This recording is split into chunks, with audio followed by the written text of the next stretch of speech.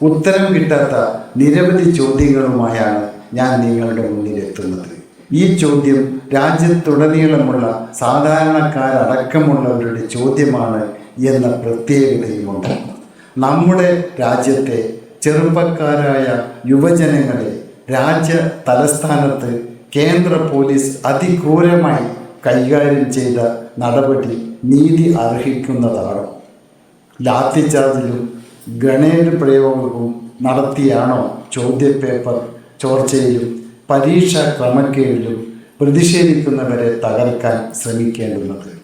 Parliament മാർച്ചിൽ എത്തുന്നവരെ അടിച്ചോടിച്ചാൽ അവരുന്നയിക്കുന്ന വിഷയത്തിൻ്റെ ഗൗരവം ഇല്ലാതാക്കുവാൻ സാധിക്കുമോ? നിരാഹാര സമരം നടത്തുന്നവരെ തട്ടിക്കൊണ്ടുപോയാൽ സമരം ഇല്ലാതാക്കുവാൻ സാധിക്കുമോ? യുവജന ശക്തിയാണ് നാടിൻ്റെ ശക്തി എന്നത് ഭരണകർത്താക്കൾ തിരിച്ചറിയണം. അവർ ഉന്നയിക്കുന്ന പൊള്ളുന്ന വിഷയങ്ങളോട് മുഖം തിരിഞ്ഞിരിക്കുന്ന നടപടി ശരിയാണോ?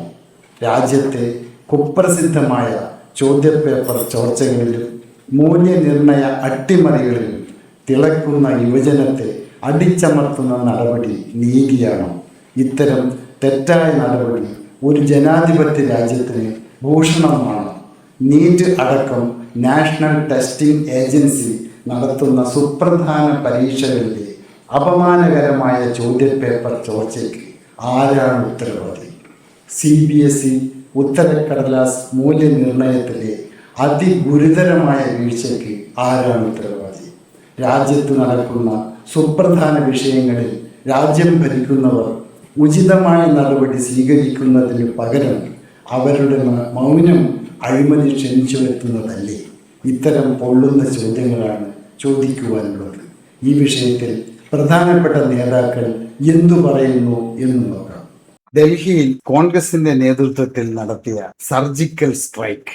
ലോക കല്യാൺ മാർഗിൽ പ്രധാനമന്ത്രിയുടെ വസതിക്ക് മുന്നിൽ കേന്ദ്രത്തിന് മണത്തറിയാൻ കഴിയുന്നതിന് മുമ്പ് ചൊവ്വാഴ്ച ഉച്ച കഴിഞ്ഞ് കോൺഗ്രസ് നേതാക്കൾ സജ്ജരായി എത്തി. ഡൽഹി പോലീസ് അതിക്രൂരമായി നേരിട്ടിട്ടും പിന്തിരിഞ്ഞില്ല. പ്രതിഷേധത്തിനും പ്രതിരോധത്തിനും ഒടുവിൽ ലോക കല്യാൺ മാർഗിൽ കോൺഗ്രസ് നേതാക്കളുടെ ചോര വീണു. ഡൽഹി പോലീസിന്റെ ബലപ്രയോഗത്തിനിടയിൽ ബൂട്ട് കൊണ്ടുള്ള ചവിട്ടേറ്റ് ലോകസഭ പ്രതിപക്ഷ നേതാവ് രാഹുൽ ഗാന്ധിയുടെ മൂക്കിൽ നിന്നും രക്തം വാർന്നൊഴുകി. വാഹനത്തിന്റെ വാതിൽക്കൽ ബലം പ്രയോഗിച്ചു നിന്ന പ്രിയങ്ക ഗാന്ധിയെയും ഉന്തിത്തള്ളി പോലീസ് ബസ്സിൽ കയറ്റി. പ്രതിഷേധിച്ചതിനാൽ മന്ത്രി PC വിഷ്ണുനാഥിനെ വഴിയിൽ ഇറക്കി വിട്ടു. 6:30 രാഹുലും പ്രിയങ്ക ഗാന്ധിയും അടക്കമുള്ള നേതാക്കളെയും MP-മാരെയും പോലീസ് റോഡിലൂടെ വലിച്ചിഴച്ച് അറസ്റ്റ് ചെയ്തു.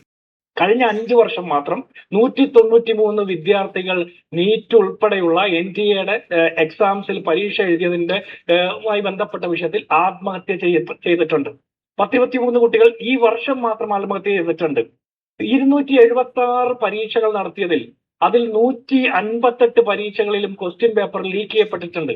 ഛത്രസാൽ സ്റ്റേഡിയത്തിലേക്ക് കൊണ്ടുപോയ രാഹുലിനെയും SP അധ്യക്ഷൻ അഖിലേഷ് യാദവിനെയും മന്ദിർ മാർഗ് താണയിലേക്ക് കൊണ്ടുപോയ ദേശീയ പ്രതിപക്ഷ നേതാവായ രാഹുൽ ഗാന്ധി ഉൾപ്പെടെയുള്ള MP-മാരെയും നേതാക്കന്മാരെയും മുഖ്യമന്ത്രിമാരുൾപ്പെടെയുള്ള നേതാക്കന്മാരെയും വലിയ പ്രകോപനമില്ലാതെ സമരം നടത്തുകയായിരുന്ന അവർക്കെതിരെ ഡൽഹി പോലീസ് അതിക്രൂരമായ മനുഷ്യ മനസാക്ഷിയെ ഞെട്ടിക്കുന്ന തരത്തിലുള്ള ഇടപെടലുകളാണ് നടപടിയാണ് നടത്തിയിട്ടുള്ളത്.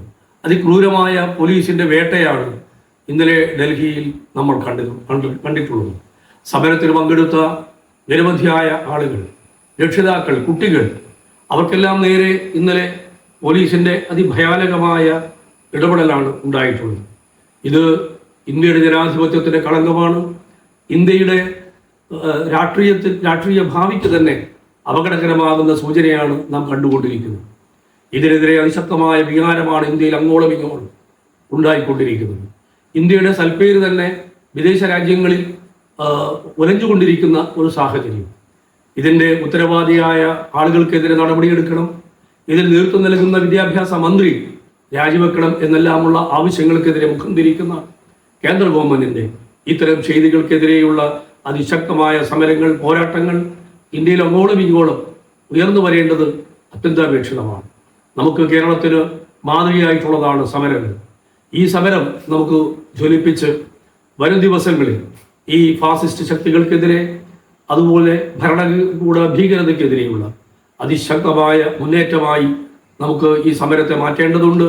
എല്ലാ ഐക്യദാർഢ്യവും ദേശീയ തലത്തിൽ ദേശീയ നേതാക്കന്മാർക്ക് നൽകണം എന്ന് ഞാനും അഭ്യർത്ഥിക്കുകയാണ്. പ്രിയങ്കയെയും രാത്രി 9:30 മണിയോടെ വിട്ടയച്ചു. കർണാടക മുഖ്യമന്ത്രി DK ശിവകുമാർ, MP-മാരായ KC വേണുഗോപാൽ, രൺദീപ് സിംഗ് സുർജേവാല, പവൻ ഖേര, രാജ്മോഹൻ ഉണ്ണിത്താൻ, VK ശ്രീകണ്ഠൻ, ഡീൻ കുര്യാക്കോസ്, ഷാഫി പറമ്പിൽ, ആന്റോ ആന്റണി തുടങ്ങിയവരെയും പോലീസ് വലിച്ചിഴച്ചു.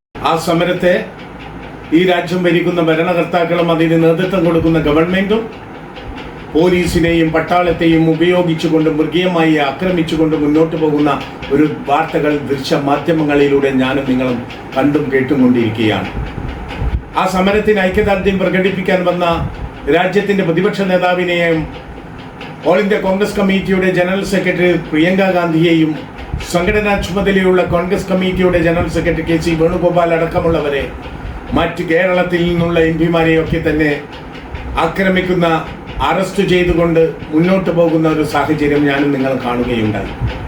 ഈ രാജ്യത്തിലെ വിദ്യാർത്ഥികൾ, ഈ രാജ്യത്തിലെ കഴിഞ്ഞ നീറ്റ് എക്സാമും അതുപോലെ തന്നെ CBSE എക്സാമും ഒക്കെ ആ എക്സാമുകളിലുള്ള ചോദ്യ പേപ്പർ ചോർന്നു എന്നതിൻ്റെ പേരിലാണ്, ആ ചോർന്നവർക്കെതിരെ നടപടികൾ സ്വീകരിക്കാത്തതിൻ്റെ പേരിൽ ഈ രാജ്യത്തിൻ്റെ വിദ്യാഭ്യാസ മന്ത്രി രാജിവെക്കണം, ഈ രാജ്യത്തിൻ്റെ വിദ്യാഭ്യാസ മേഖലയെ രക്ഷിക്കണമെന്നാവശ്യപ്പെട്ടുകൊണ്ട് വിദ്യാർത്ഥികൾ തെരുവിലിറങ്ങിയപ്പോൾ അവരെ മൃഗീയമായി ആക്രമിക്കുന്ന ഒരു രംഗം ഞാനും നിങ്ങളും കാണുകയുണ്ടായി. ഈ രാജ്യം ഭരിക്കുന്ന ഭരണകർത്താക്കൾക്ക് ആ അക്രമങ്ങൾക്ക് നേതൃത്വം കൊടുത്ത അതിൻ്റെ ഉദ്യോഗസ്ഥന്മാരോട് ഞങ്ങൾ പറയുന്നത്, ഈ രാജ്യത്തിനൊരു പൈതൃകമുണ്ട്.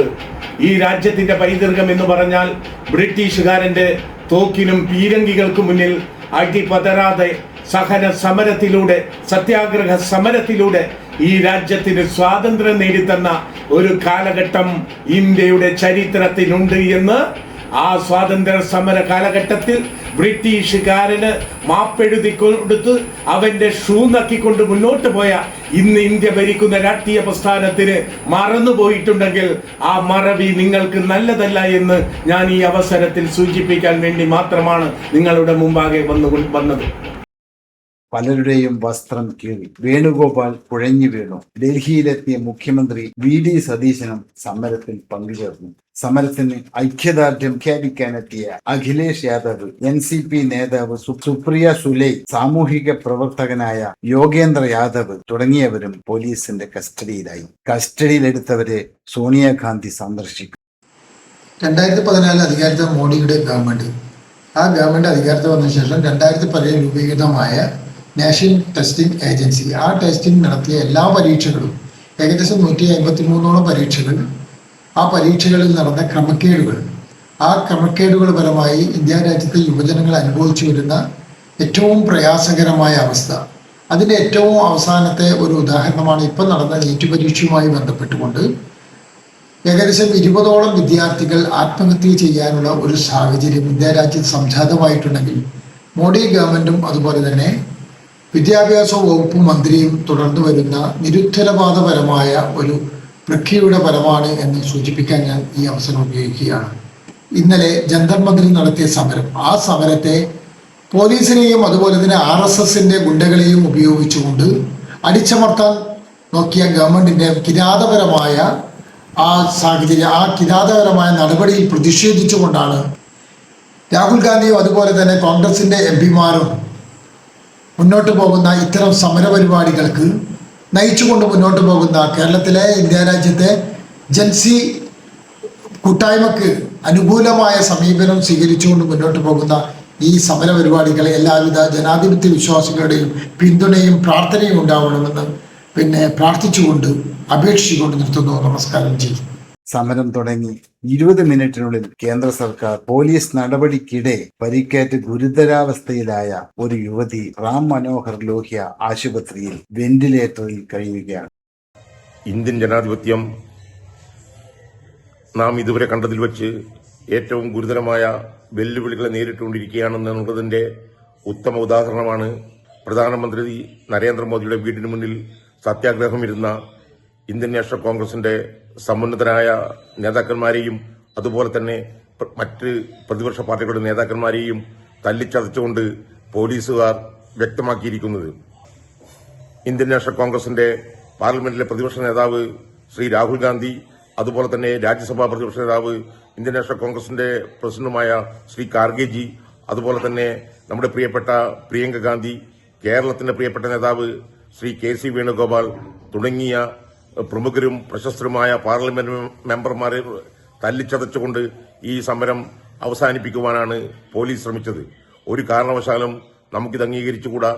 എന്റെയും നിങ്ങളുടെയും മക്കൾക്ക് ഇന്നലകളിൽ എന്ന പോലെ നാളെയും സത്യസന്ധവും സുതാര്യവുമായ രീതിയിലുള്ള മത്സര പരീക്ഷകൾ എഴുതിക്കൊണ്ട് അവരുടെ ഭാവി സുരക്ഷിതമാക്കുന്നതിനുള്ള സാഹചര്യം ഇന്ത്യയിൽ ഉണ്ടാക്കിയെടുക്കണം, ഇന്ത്യയിൽ ഉണ്ടാവേണ്ടതുണ്ട് എന്നുള്ളതിന്റെ അടിസ്ഥാനത്തിൽ ഈ യുവജന സമരത്തിന് നാം ഓരോരാളുകളും പിന്തുണ നൽകിക്കൊണ്ട് ഇന്ത്യൻ ജനാധിപത്യം ഏകാധിപത്യത്തിലേക്ക് വഴുതി വീഴുന്ന എല്ലാ ശ്രമങ്ങളെയും നാം എതിർക്കേണ്ടതുണ്ട് എന്നാണ് എനിക്ക് പറയാനുള്ളത്. പോലീസ് അതിക്രമത്തിൽ പ്രത്യേക ചർച്ച ആവശ്യപ്പെട്ട് രാഹുൽ ഗാന്ധിയുടെ നേതൃത്വത്തിൽ പ്രതിപക്ഷ എംപിമാർ ലോക്സഭാ സ്പീക്കർ ഓം ബിർളയെ കാണുകയുമുണ്ടായി. ഡൽഹിയിൽ രാഹുൽ ഗാന്ധിക്കും പ്രതിപക്ഷ നേതാക്കൾക്കുമെതിരെ നടന്ന ക്രൂരമായ പോലീസ് ആക്രമണം ശക്തമായി പ്രതിഷേധിക്കേണ്ട ഒരു കാര്യമാണ്. ജനാധിപത്യ ധ്വംസനം നടത്തുന്ന സർക്കാരിൻ്റെ ഈ നടപടിക്ക് വലിയ വില കൊടുക്കേണ്ടി വരും ഭാവിയിൽ.